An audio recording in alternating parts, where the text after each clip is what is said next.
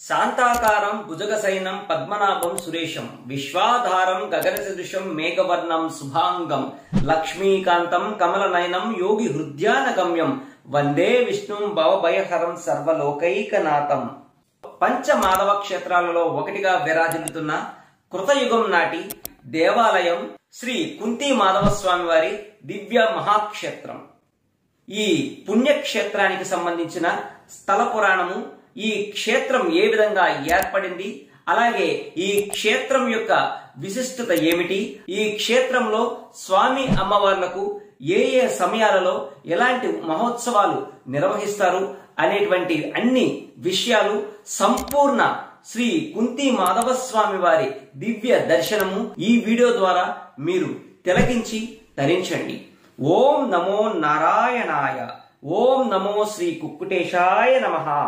ఇందుగలడందు లేడన్న సందేహము వలదు చక్రి సర్వోపగతండు ఎందెందు వెతికినన్ అందందు గలడు దానవాగ్రినిన్ వింటే అన్న భక్త ప్రహ్లాదుడి యొక్క మాటలను తలంచుకుంటూ విశ్వవ్యాప్తుడైన ఆ శ్రీమన్నారాయణుడు శ్రీ కుంతి మాధవ స్వామిగా వేంచేసి ఉన్న దివ్య మహిమాన్విత క్షేత్రము సాక్షాత్ ఇంద్రునిచే ప్రతిష్ఠింపచేయబడిన కృతయుగం నాటి దివ్య వైష్ణవ క్షేత్రం.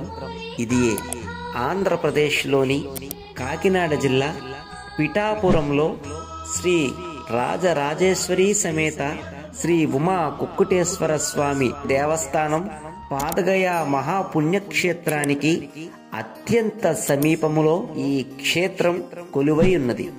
ఈ క్షేత్రాన్ని కృతయుగంలో సీతా సమేతంగా శ్రీరామచంద్రుడు, ద్వాపర యుగంలో పాండవులు దర్శించినట్టు సాక్షాత్ వేద వ్యాసుల వారు తెలియపరిచినట్లు చారిత్రాత్మక ఆధారాలు, శిలా శాసనాలు కలవు.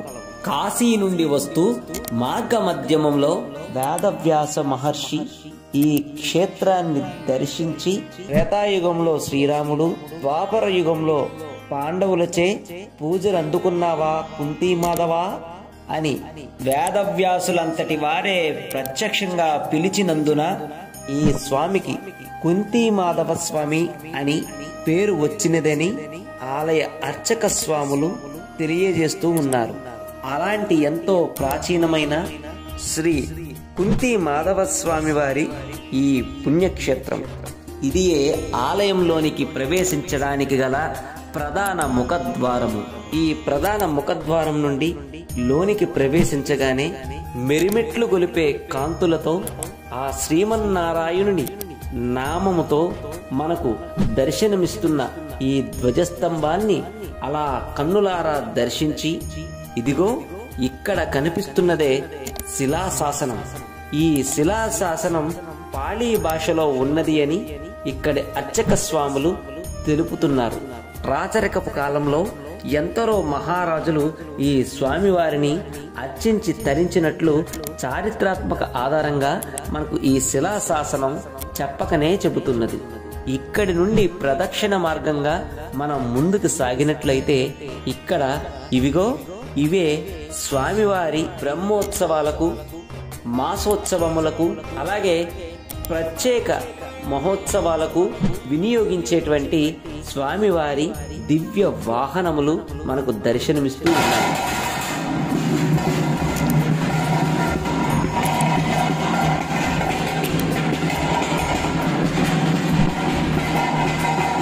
ఇలా ఈ ప్రదక్షిణ మార్గంలోనే మనకు అగుపిస్తున్న ఈ మండపం నందు వివాహాలు జరుగుట పరిపాటి.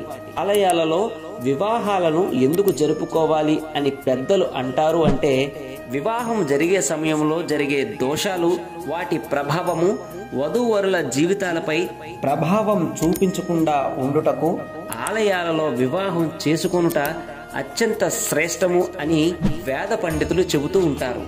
అందుచేత ఇక్కడ ఈ పిఠాపురం మరియు పరిసర ప్రాంతాలలో భక్తులు ఇక్కడ నామవాస్తు రుసుములు చెల్లించి ఇక్కడ వివాహాలను నిర్వహించుకుంటూ ఉంటారు. అలా వివాహము జరిపించుకుని వెంటనే పీటల మీద నుండి స్వామి అమ్మవారిని దర్శించుకుని వారి దివ్య ఆశీస్సులతో వారి జీవన పయనాన్ని సాగిస్తూ ఉంటారు.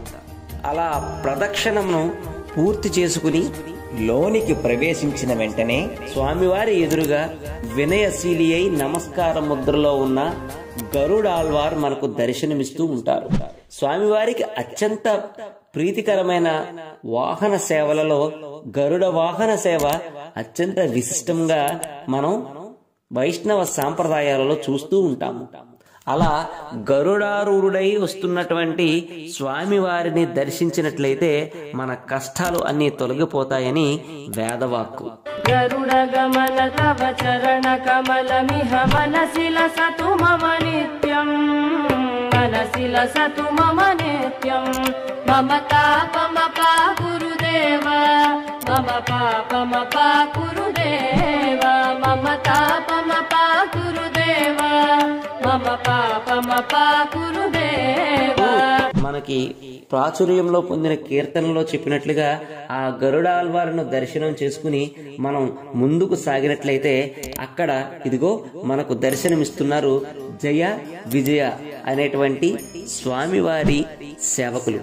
ఈ జయ విజయులే శాపవసాన కృతయుగంలో హిరణ్యాక్షుడు హిరణ్యకశిపునిగా, త్రేతాయుగంలో రావణ కుంభకర్ణులుగా, ద్వాపర యుగంలో కంస శిశుపాలురుగా 3 సార్లు రాక్షస జన్మను ఎత్తి ఆ స్వామి చేతిలోనే అంతముంది తిరిగి వైకుంఠానికి చేరుకున్న వృత్తాంతం కూడా మనకు భాగవతంలో కనిపిస్తూ ఉంటుంది. అలా జయ విజయులైనటువంటి వారిని మనం స్వామివారి దర్శనానికి అనుమతినియండి అని ప్రార్థించి లోనికి ప్రవేశిస్తే ఇక్కడ మనకు కనిపిస్తున్నవే స్వామివారి ఉత్సవమూర్తులు. ఈ ఉత్సవమూర్తులకే దివ్య కళ్యాణ మహోత్సవాలను నిర్వహించి రథంపై ఊరేగింపుగా, వాహనాలపై ఊరేగింపుగా మనకు పురానికి పురప్రజలకు దర్శింపజేస్తూ ఉంటారు ఇక్కడి అర్చక స్వాములు. ఒక్కసారి నమస్కారం చేసుకుని మళ్ళీ అంతరాలయంలో ప్రదక్షిణ మార్గంగా వచ్చినట్లయితే ఇక్కడ మనకు దర్శనమిస్తున్న అమ్మవారు రాజలక్ష్మీదేవి. ఈ రాజలక్ష్మీదేవే స్వామివారి దేవేరిగా ఇక్కడ ప్రతిష్ఠింప చేయబడి ఉన్నారు. ఆ రాజలక్ష్మి అమ్మవారి చరణ పద్మాలను అలా దర్శించి ఆ రాజలక్ష్మి అమ్మవారి కరుణ కటాక్ష వీక్షణాలు మనపై రవ్వంత పడినా చాలు, మనకి 7 జన్మల దారిద్ర్యమంతా భగ్గున కాలిపోతూ ఉంటుంది. చటుక్కున ఐశ్వర్యం మనకు లభిస్తూ ఉంటుంది. అందుచేత ఆ రాజలక్ష్మి అమ్మవారును కన్నులారా తిలకించి అమ్మను ప్రార్థించి మనం ముందుకు సాగినట్లయితే ఇగో ఇక్కడ మనకు ఆళ్వాళ్ళ్, మనకు వైష్ణవ సాంప్రదాయంలో ఆళ్వాళ్లకు ఉన్నటువంటి ప్రాముఖ్యత అంతా ఇంత కాదు. అలా ఆళ్వాళ్లతో స్వామి సభ తీర్చారు అన్నట్టుగా ఇక్కడ మనకు దర్శనమిస్తూ ఉంటుంది. ఎంతటి మహద్భాగ్యం అండి! సాక్షాత్తు శ్రీమన్నారాయణుడు సముచిత ఆసనంలో కూర్చుని ఉండగా ఆ సభలో అనంతుడు మొదలైనటువంటి ఆళ్వాళ్ళు కూర్చుని స్వామితో ఇష్టాగోష్ఠి చేస్తున్నారా అన్నట్టుగా ఉన్న ఈ సభా దృశ్యం నిజంగా మనలో భక్తి పారవస్యాన్ని నింపుతూ ఉంటుంది. ఆళ్వాల్ సభా మండపం నుండి మనం లోనికి ప్రవేశించినట్లయితే అదిగో ఇక్కడ మనకు కనిపిస్తున్న స్వామివారి దేవేరి గోదాదేవి. ధనుర్మాసంలో గోదాదేవి పేరిట జరిగే మహోత్సవాలు నిజంగా చూసి తరించవలసిందే. అత్యంత శాస్త్రోక్తంగా ఇక్కడ ఈ ధనుర్మాస మహోత్సవాలను అత్యంత వైభవంగా ఈ క్షేత్రంలో నిర్వహిస్తూ ఉంటారు ఇక్కడి అర్చక స్వామివారు. గోదా తల్లిని కన్నులారా దర్శించి మనం ముందుకు సాగుదాం. ఇదిగో ఇక్కడ కనిపిస్తుందే స్వామివారి శయన మందిరం. అలరచంచలమైన ఆత్మలందుండని అలవాటు చేసినే ఉయ్యాల, పలుమారు ఉచ్ఛ్వాస పవనమందుండని భావంబు తెలిపిని ఉయ్యాల అంటూ స్వామివారి పవళింపు సేవలో అన్నమాచార్య చేసినటువంటి సంకీర్తన వింటూ స్వామి అమ్మవారులు ఇక్కడే శయనించి సేద తీరుతారు. ఇదిగో మహానుభావులు సాక్షాత్తు విష్ణు స్వరూపులు భగవాన్ రామానుజాచార్యులు. భగవాన్ రామానుజులను దర్శించి లోనికి సాగినట్లయితే దివ్యమంగళ స్వరూపుడైన యుగ యుగాల నుండి తరతరాల నుండి మనలను, మన పూర్వీకులను, మన భావి తరాలను కంటికి రెప్పలా కాచి కాపాడే కోనేటి రాయుడు కళ్ళ ఎదురుగా మనకు దర్శన భాగ్యాన్ని అందిస్తూ ఉన్నాడు. కొండలలో నెలకొన్న కోనేటి రాయుడు వాడు, కొండలంత వరములు గుప్పెడువాడు, కొండలంత వరములు గుప్పెడువాడు, కొండలలో నెలకొన్న కోనేటి రాయుడు. అన్నమయ్య తన్మయత్వంగా ఆ స్వామిని కీర్తిస్తూ ఉంటాడు.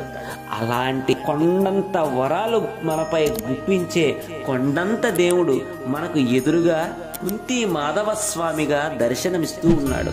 తన్మయులై తరించండి, వెక్కసమగు నీ నామము వెల సులభము ఫలమధికము.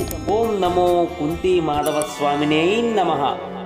శాంతాకారం భుజగశయనం పద్మనాభం సురేశం, విశ్వాధారం గగనసదృశం మేఘవర్ణం శుభాంగం, లక్ష్మీకాంతం కమలనయనం యోగిభిర్ధ్యానగమ్యం, వందే విష్ణుం భవభయహరం సర్వలోకైకనాథం.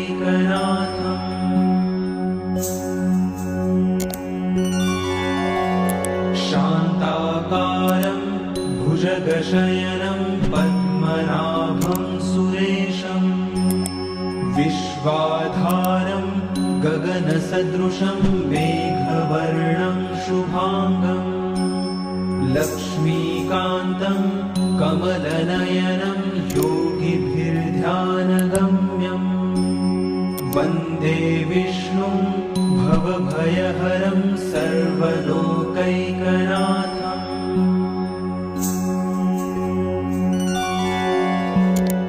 మాధవ కేశవ మధుసూదన,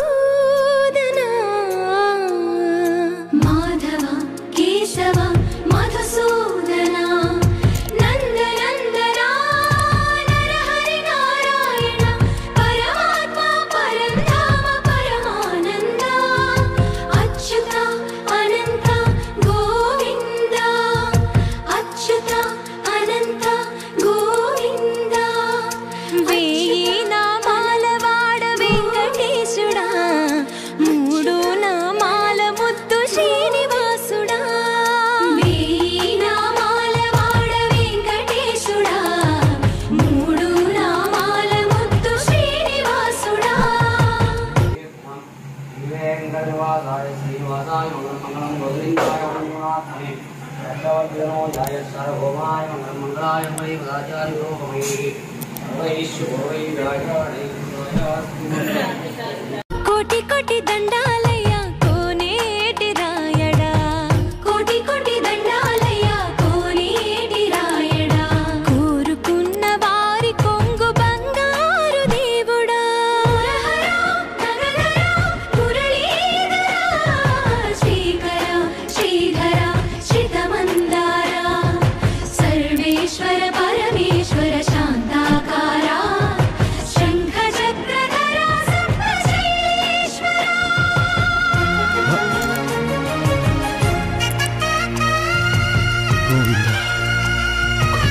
వైష్ణవ క్షేత్రాలలో ముక్కోటి ఏకాదశి పర్వదినాన ప్రతి వైష్ణవ క్షేత్రాలలో కూడా ఈ ఉత్తర ద్వార ప్రవేశము అంటే బయట నుండి ఉత్తర ద్వారంలో నుంచి లోనికి వచ్చి స్వామి అమ్మవారులను దర్శించుకొనుట పరిపాటి.